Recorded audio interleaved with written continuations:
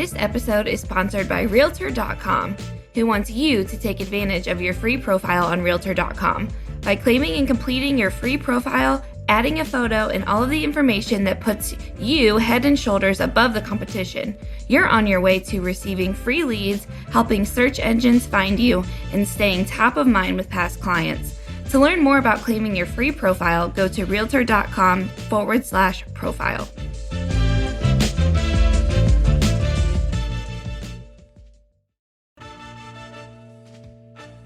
Welcome to the Real View podcast, where Ohio Realtors connect you to innovators and influencers, keeping you with the real view of real estate.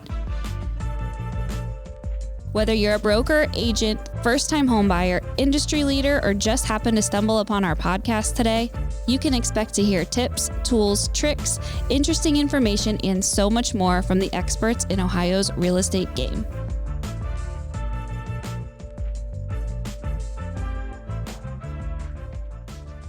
All right. Hi, everyone. Welcome back to the Real View podcast. I am your host, Allison Wiley. Joining me today, my special guest is Zoe Liston. She is owner appraiser at ZCL Appraisals. She graduated from Cornell University and has been a licensed realtor for almost 30 years, a certified residential real property appraiser for 25 years, and a speaker in both industries for over 20 years. Her speaking career has been primarily for the Minnesota Association of Realtors, local realtor associations across Minnesota, the National Association of Realtors, Kaplan, and North Star MLS. She specializes in teaching realtors how to understand the appraisal world, including how to read appraisals, best practices for interacting with appraisers, and how to accurately measure homes. She is also the local North Star MLS matrix expert for the Minneapolis Area Association of Realtors and teaches all of their programming specific to matrix. Zoe has a passion for bridging industry knowledge gaps to aid in elevating the experience for agents and consumers alike.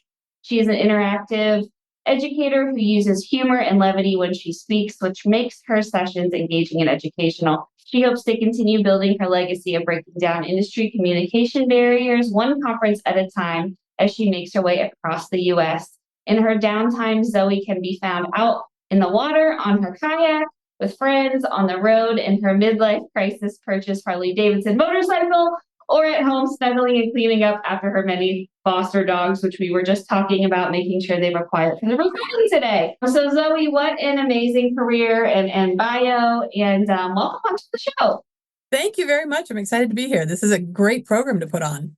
Yeah, and we're really excited to be having you on because the topic of and the title of today's show is Appraisals 101 for Realtors. And we are going to dive into this world of appraisals. Who better else to be talking about this topic than you, Zoe? So really excited to be hearing from you and learning a little bit more about your experience and background in this such an important topic. But before we get started on that, I want to know a little bit more about you. Tell us your career background. I know I went through some of the things and your accomplishments of what you do now, but tell us about you and your career background and how you got started in real estate. Well, I kind of fell into it. I grew up in Indiana, so I've been to Kings Island many, many times. And then college in New York, and I was working out there in the hotel industry.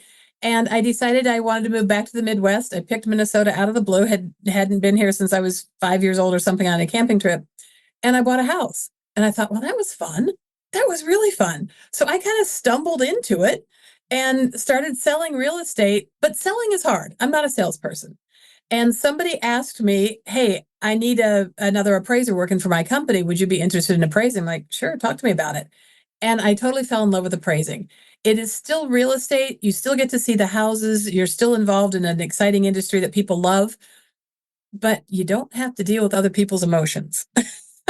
So it's the much more logical side. We go collect facts, we put the facts together, and we solve a little problem at the end, and poof, we get a report done.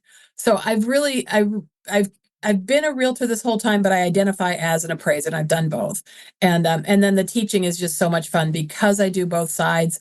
It's easy to talk about what one side does versus the other, because both industries tend to complain about the other one, and you complain about something you don't understand. So I understand both sides. So you help kind of bridge that gap, and that's why I think I'm so excited to have you on, is because you do help kind of both sides see each other's perspective and see where each other is coming from. And I want to talk about that as we get into the show, but first I think we should start at the beginning. Why are appraisals so important? And could you share with us a little bit of the history and background of appraisals? Sure. So appraisals didn't used to be regulated whatsoever. It was in the 80s that things happened after the S&P, not S&P, the securities and oh wow, blowing it already. The certain savings and loans that they went under. So when big financial crisis always changes everything. So appraisers exist to protect the mortgage people. The appraisers exist to be an independent person looking at the property, understanding the property we don't have anything involved in the value as far as any vested interest in it. We don't care what the property sells for. We don't care what it's worth. We just look at the details and look at the facts to see what it's worth. So we are independent to protect the mortgage company. Your lenders may not even be in the state, and they don't know anything about the neighborhoods. They don't know anything about what the style of homes are. And so we are their advocate. We are their eyes and their ears, and we know the local markets, and we go into the houses and say, oh, you're going to lend $500,000 on this house? Well, you might not want to do that. Okay. So we don't work for the realtors. I've had so many realtors say to me, oh, but your job is to justify our sales price, right? I'm like, no. No, it's not to justify your sales price. And so many buyers think that it's theirs because they paid for it. So buyers think that they should be able to control the appraiser and they should be able to ask for whatever they want. You know what? The buyers pay for the loan officer's commission also out of the fees that they pay, but they don't get to decide what time they show up for work. So it's just the cost of doing business. The only reason that they know they pay for it is because of disclosures to make sure that they know what they're paying for it, that they know where their money is going. So our clients are the loan officers specifically to protect their investments so that the banks don't have issues with going bankrupt themselves. Yeah, no, I think that's interesting. And the relationship between, realtors and the appraisers. Talk to us about some of the maybe misconceptions, misunderstandings. And we talked, a little bit about it a moment ago of, how each side views each other. But what misunderstandings and misconceptions exist out there about appraisals? And what do you want realtors to know about appraisals? One thing realtors should know is that it sounds callous, but I don't care what the value is, right? As a realtor, if you're the listing agent, you are trying to get the most money possible for your seller. That's fine. That's your job. But for me, I'm trying to find who the typical buyer is, what a typical buyer would pay. Because if that buyer who buys this property defaults and the bank has to foreclose, they need to find somebody else who's willing to pay that much money again to get their money back. So I'm not looking for that one unusual buyer who will pay anything. That's the listing agent's job to get as much money as possible. Mine is to be practical as far as what the typical buyer would pay. So we don't care what the price is. We're not trying to come in low. We're not trying to come in high. We're just looking at the facts. So that's one thing. And also, I don't know the real estate market in Ohio, but here we've got basements at almost every house. So we always hear, oh, appraisers don't count basements for anything. Appraisers ignore basements. It doesn't matter anything. Yes, it does. If you read the appraisal report, there's a section for above ground finished square footage, above ground room counts, and then there's a whole section about the basement. How big is the basement? How much of it is finished and how many rooms are there? We count basements. They're just on a different field. So if I say a house has got 2 bedrooms and 3 bedrooms and 2 baths and it's 1,500 square feet, the realtors are saying, no, it's got 3 bedrooms and 4 bathrooms and it's 3,000 square feet. Because you're including the basement. We include it. It's just a separate line. We handle them separately. And we handle them separately because they generally have different value. More people generally pay more money for the above ground finished square footage than they do for below ground. So that's just a misconception of somebody who hasn't carefully read through the appraisal report. Yeah, and reading that report, that's a whole different beast, right? Right. And it actually got much harder in 2014. And real estate is local. Your market is different from mine, and your abbreviations and what you're expecting is different. But in 2014, Fannie Mae wanted to make it more uniform. So there's something called UAD, Uniform Appraisal Data Set. And they require certain fields to be filled out with their exact abbreviations and exact punctuation. which makes it harder for the layperson to read. It makes it easier for the computers to read. It makes it harder for the layperson to read. So you may be looking at an appraisal report and thinking, what do all these initials mean? And the view says A. What's A for view? A means adverse. Sounds like a good view because it's an A, but it means it's an adverse view, like if you face a gas station or something. So it did get harder to read. In every appraisal report, there should be a couple of pages of definitions of what all those abbreviations mean, including the definitions of what condition means. We have conditions C1, C2, C3, C4, C5, and C6. Those are condition ratings. C1 is brand new property, never been lived in. C2 is older property, but totally remodeled. Most houses fall into the C3 and C4 range. If you've got a C5 or a C6, you're not going to get a loan. So it got harder to understand the appraisals when it went so that they can read them by computer. So I feel for you. Yeah, absolutely. It makes, just another thing that makes the job of a realtor tough, right? Now we have to read complicated appraisal forms to explain it to our clients. And yeah, absolutely. So you kind of touched on there some of the factors that go into appraisals. What are some of the biggest things that we should be aware of that appraisers are thinking about when it comes to how they're determining home's value? And walk us through kind of what all goes into appraisals and what's your appraiser going to be looking at as they come to a property? Well, when I get an order for an appraisal, the first thing I do is look it up on MLS and see if it's been listed. If it's a sale one, it is listed. And I read through all the information so I get an idea of what the house is like before I go out there. And the reason I do that is because I have to go take pictures of all the comps that I use. So it makes my life more efficient if I have a good idea of the property before I go out there, so I can pull a bunch of comps. And then after I see the house, I can figure out which ones I should go take pictures of. Of course, real estate, we're looking at the neighborhood. So where your property is going to matter. When I pull comps, I'm looking at houses that are similar style. So if it's a 2-story, I'm going to look for 2 stories. And I'm surprised at how many realtors don't get the same style. And I'm also looking for ones that are similar in above ground finished square footage. Again, I'm separating the above ground out from the below ground. Now, I will also look for if I've got a finished basement in the subject property, I will look for properties with finished basements. But I want to find ones that have similar square footage above ground, because that makes the similar size box, right? If I've got a 1-story house that has 1,500 square feet on the main, well, let me do 1,000 square feet so I can do the math. 1,000 square feet on the main floor, and another one next door that has 1,000 square feet on the main floor, but also has 1,000 square feet finished in the basement. The second house is not twice as big as the first house. It's not worth twice as much. It's the same size box, but with just a different item going on in the basement. So if I have 2 houses that have similar square footage, and we try to stay within a 20% range, so if I've got that 1,000 square feet, I shouldn't look at comps smaller than 800 or bigger than 1,200.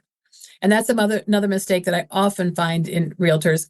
And again, this one I wouldn't call a mistake. It's just a different way of looking at things, that we are separating it out and we are looking for ones pretty close in size. When I get out to the house, I measure the whole exterior of the home. We measure the houses, we get the square footage. And I don't know how your MLS does it as far as coming up with the square footage, but other MLSs across the country, some won't let the appraisers measure. Some insist that you have to take the tax record information. Our tax record information is not that great. But I measure the whole house. And as I'm measuring, I'm taking a look at what kind of siding you have, what kind of condition is in, what's the view look like, what kind of shape is our patios and decks in. And then when I come inside, some people get upset how little time the appraiser spends in the house. If I'm walking into a floor plan that I've been in literally hundreds of times, because we have neighborhoods like that, I can very quickly walk into a room. Yep, bedroom carpet, good condition. Yep, kitchen vinyl flooring, good condition. And I've got check boxes and I can fill it out very quickly, and we take photos. But we're making note of what condition every flooring is, all the walls are. We're making notes about what kind of appliances you have, decks, patios, what shape the roof is in. But it doesn't necessarily take a ton of time. So that can upset some people. That's a good misconception that, entrust your appraiser. If they have seen something similar, then they're able to go through that in a fairly quick manner. And it might not take that time intensive amount, to really get to know and get a good sense of feel for the house. I think that's a simple 1-story house I can measure and be in and out of in 15 minutes. And I didn't miss anything. I've got pictures and I've got notes and I've got check boxes. And again, I know the floor plan. Yeah. I think that's a really good point to mention, that it might not take as long as some people may think. How often do you see the discrepancies from, what the realtor thinks or what the seller might think, and then what you or a similar appraiser is actually appraising the house at. Does that happen often, or what does that look like when you run into those differences? So in a stable, normal market, almost always appraisals are well within range of where the sale price is. When it's a normal market, realtors know when you start going out and seeing 10, 12, 15 houses with your buyer, you start to know exactly what ones are going to be worth as you're looking at them. You know if you walk into a house and it's overpriced because you are now the expert in that neighborhood and the style of home your buyer's looking at. And the buyers are the same way. So, oh, excuse me. So in a typical standard market where it's not a frenzy, usually the house has figured itself out before I ever get there. If the house is listed for 300, but it's really only worth 250, anybody who can afford 300 is going to walk in and say, ew, I'm not buying that. And anybody who can afford 250 won't ever see the house because they shouldn't be looking at something $50,000 above. So the price usually works itself out before we ever get there. So for years and years and years, when the market was pretty stable, almost every appraisal was relatively easy. And by easy, I mean that I didn't have to fight anybody. I didn't have anybody complaining about the value and things like that because it worked itself out. Now, during COVID and these crazy times when the market is just spiking and people are willing to pay $50,000 extra for a house, we as appraisers, we can't make that happen. And again, it's not our job to make that happen. When prices are going up really fast, keep in mind that we are looking at history. We are always looking at houses that sold because those are the only ones we have proof of what they sold for. You can list a house for $1 million, but it might not sell for until it gets down to 600,000. If I use it as a comp at $1 million, it screws up everything. So we put almost all of our weight on sold properties. So we're always a little bit behind. So that can make it tough when the market is spiking a lot. Now, there are times when the prices are going up, and I've done appraisals where I go into a house and I say, okay, this house, the highest priced house in the neighborhood sold for 300. This house sold for 320, but you know what? For the last year, prices have been going up. For the last year, there's been almost no inventory. This price is justifiable. And if I explain it all out with statistics and facts to the underwriters will often let it go through. So it's not our job to let it go to do that. It's not our job to justify a higher price, but there are very good times when it is completely justifiable. We have good stats on if prices are increasing and if inventory is bad. We've got very low inventory in our area, and people are multiple offers all the time for years now.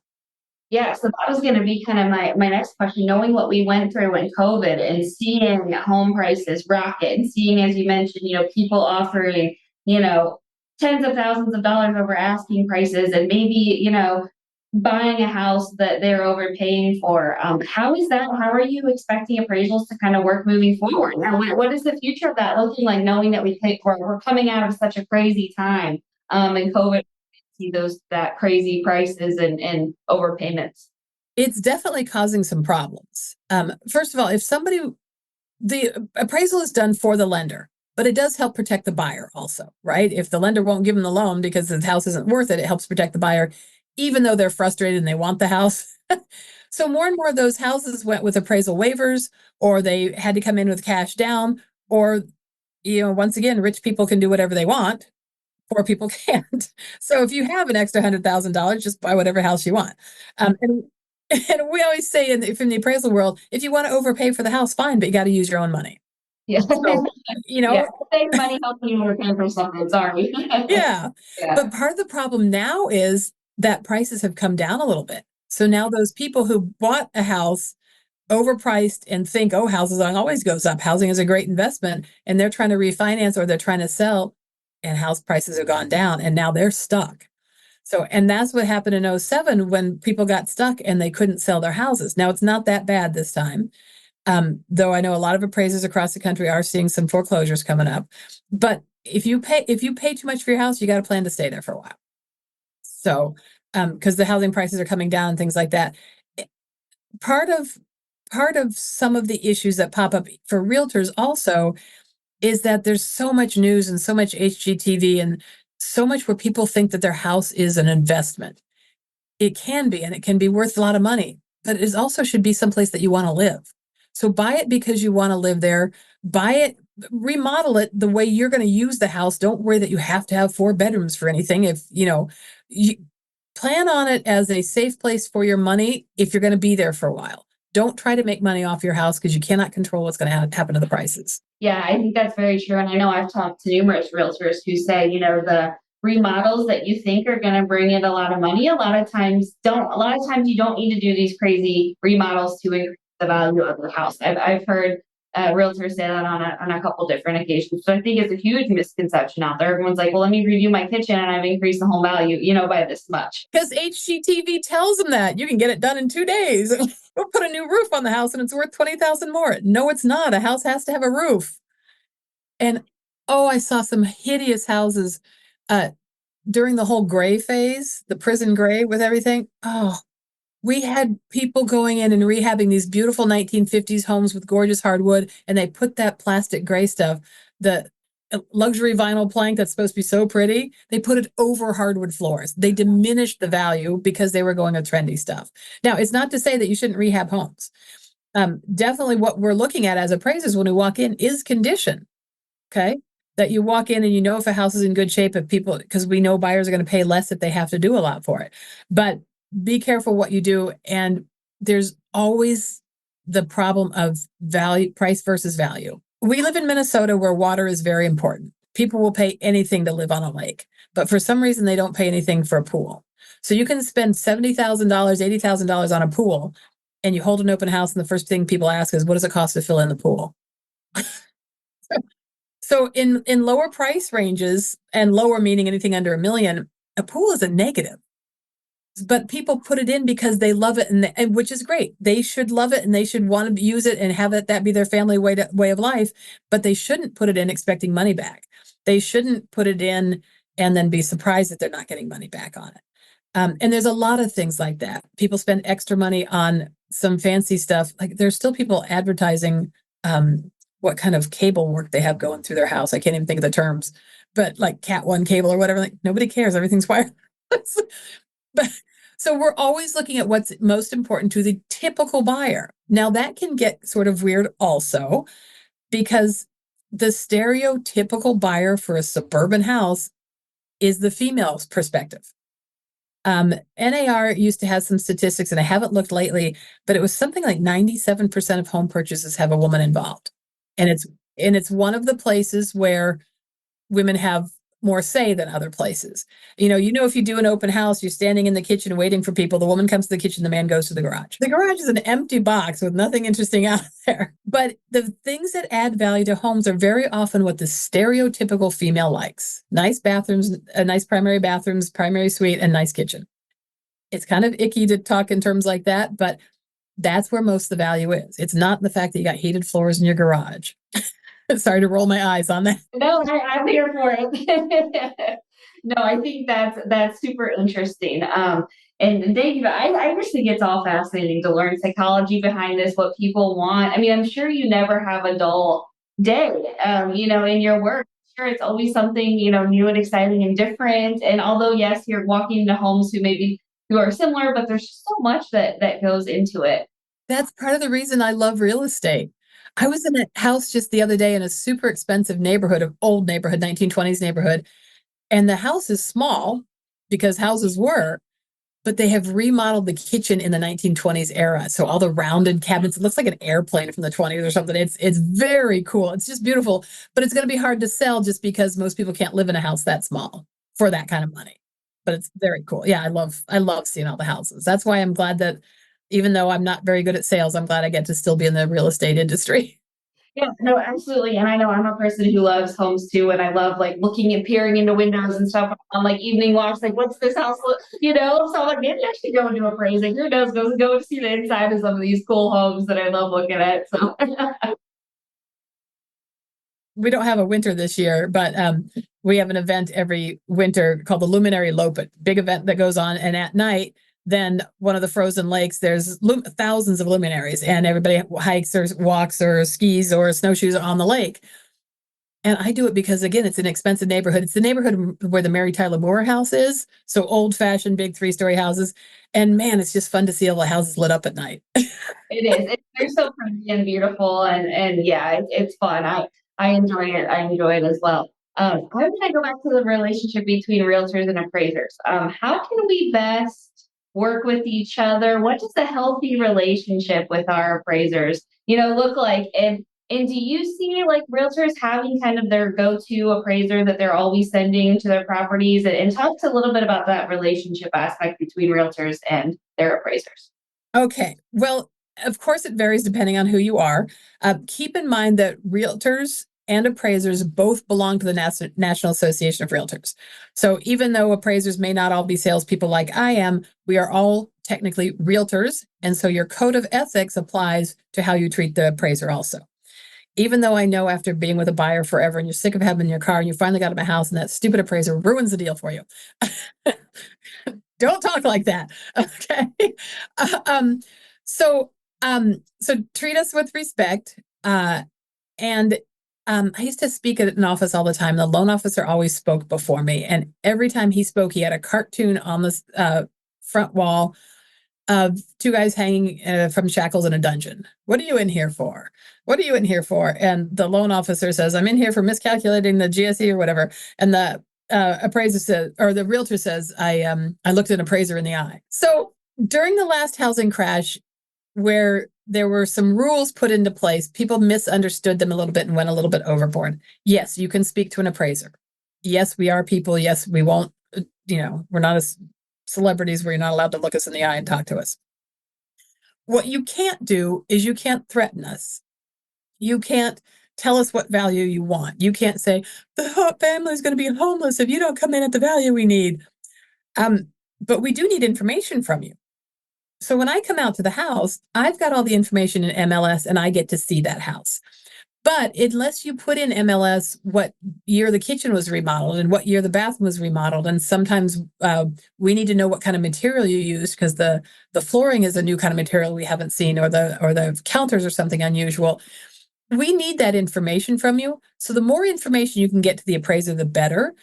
I like to have it all in MLS because then I can look it on the comps also. I will look up disclosure reports. I will look up inspection reports in MLS for my comps.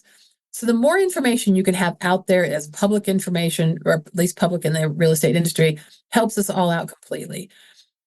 If there's something I need to know about the property, let me know before I ever go there. The seller's agent has our information. Now, don't know how you do it in Ohio, but when I get an order, I just set it up through showing time, just like I would as a realtor. So the listing agent has all my contact information. Listing agent knows I'll be out there Wednesday at 2 p.m. I may have a window of time between 2 and 3. But so anything you need me to know about the house, as far as anything unusual, how many offers you had, don't talk about value, uh, what kind of condition it's in, what updates, or if, hey, the kitchen was remodeled by so and so company, and by the way, a house across the street also had that same kitchen remodeled by the same company, and it just sold last month. Tell me stuff like that before I ever come to the property. Okay, it helps me get my information together. Where we are, realtors are almost never at the property when appraisers are. Are they? Do the realtors meet appraisers? I'm not too sure. I don't want to give an answer on that. Okay. In other parts of the country, appraisers don't even have lockbox access, and they expect the realtor to be there. So whatever's typical for your area, go with, or whatever your client wants you to do, go with. But here's my thing: if you're going to meet me at the property, let me know, because as I said, I usually set it up as a window of time, and if I set it between 2 and 3, and I'm going to get there at 2:45, and you've been sitting there since 2, we're going to start off kind of awkward already. If you meet me there and you have information to give me, fine, I'll take all your information, but don't follow me around. I have to take, yeah, well, I cannot tell you how many people, mostly the homeowners if they're there, but some realtors also. And here's the kitchen, and this is the bathroom. Like, I know. Can you step aside so I can take a photo of the kitchen? Can you please move so I can take a photo of this? And you know how hard it is to write something down when someone's talking to you? You end up writing down what they said instead of what you need to write down. So if you are advocating for your seller and there's stuff you need me to know, meet me there. Tell me you're going to meet me there. Tell me the information, and then go sit in your car. Or after I've taken a picture of the living room, have a seat in the living room, and I'll come back and find you before I leave. But don't follow me around pointing things out. And here's the kitchen. Yeah. But yeah, we are not adversaries. But so often there does get to be a little bit of disrespect on both sides. And again, when a normal market is there, we're kind of in agreement. We're kind of doing the same thing, and the value ends up being pretty much right there because it worked itself out. Yeah, that's what I was going to say. It sounds like most of the time, that you aren't going to run into issue, and in normal market times that you are going to be on the same page. That only in these extreme circumstances, which we just saw, and hopefully just coming out of, with COVID and some of the craziness there. But a lot of the times, it can be a really healthy and flourishing relationship. It sounds like if things are normal and in stable condition. Yes, and as a realtor, I would say get to know some of your appraisers. By the way, you mentioned, does the realtor pick the appraiser? Those days are long gone. The realtor can't have anything to do about picking the appraiser. Even the loan officer can't have anything to do about picking the appraiser. One of the rules that went into play is that anybody who gets a commission off of whether or not the loan closes cannot be the one who decides who the appraiser is. So loan officers can't decide who the appraiser is, but they can have a staff member who is paid a salary who gets to choose the appraiser. Okay. So you don't get to choose your appraiser anymore. There are all kinds of cases of realtors blackballing appraisers and saying they won't let that appraiser in their house. That's completely against code of ethics and against the rules because, again, we're supposed to be completely independent. So, but get to know your appraiser. I got a lot of my business over the years because I am a speaker and because I do both sides. I go into the morning meetings, the weekly meetings that real estate offices have. I'm doing one by Zoom next week, just to talk to them about the appraisal world. Because we work kind of in secret. People don't know what we do as appraisers. We go in, nobody's there. We go home, we create a report, and they're waiting on pins and needles, and they don't have any say over what happened. So if you know an appraiser, ask them if they'll come just answer some questions. Come in and talk to my office for 15 minutes and tell us what we should have fixed before the FHA appraiser ever comes out to the house. Yeah. Yeah, I think that's a great way to help take that stigma out of it. Get to know it. We are all people. We are all in this industry, for the same reasons, because we love home ownership, we love homes, and that's ultimately all of our same goal is to provide that American dream to our clients. So love that. I think that's great advice. And Zoe, this was so much fun and so fantastic. I love talking to you. I love hearing a little bit more about your world. I hope our realtors listening are going to take some of this advice, get to know the people that they're working with, and I think this was really great. So thank you so much for coming on and for your time today. Thank you. I hope it's helpful, and maybe we'll talk about measuring next time. Yes, yeah, we'll come back and do a whole nother episode on that for sure. Again, so much for joining in. To all of our listeners, thank you guys for tuning in. We'll be back with you next week. Thank you for listening to The Real View. That wraps up today's episode. You can keep up with the latest on the podcast at ohiorealtors.org/therealview and on Apple or Google Podcasts, Spotify, or wherever you listen. Have questions, comments, or suggestions? We want to hear from you. Email us at podcast@ohiorealtors.org.